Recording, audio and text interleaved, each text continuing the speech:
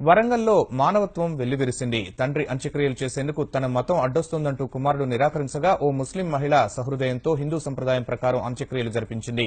వరంగల్ జిల్లా స్టేషన్ ఘన్పూర్ మండలానికి చెందిన శరత్ క్రైస్తవం స్వీకరించాడు. ఇందుకు అడ్డు చెప్పిన 75 ఏళ్ల తండ్రి కీర్తి శ్రీనివాస్ ను ఇంటి నుంచి గెంటేశాడు. తర్వాత హనుమకొండ సహృదయ ఆశ్రమంలో ఉంటున్న వృద్ధుడు అనారోగ్యంతో కన్నుమూశాడు. ఆశ్రమ నిర్వాహకులు కొడుకు శరత్ కి సమాచారం అందించారు.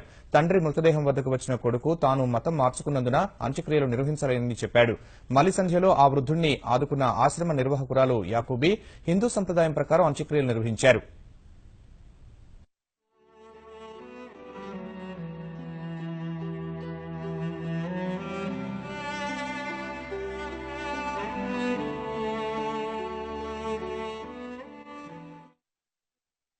మధ్యాహ్నం 3 గంటలకు చనిపోయాడు. వాళ్ళ ఒక బాబు ఉంటాడు. బాబు ఫోన్ చేశాం.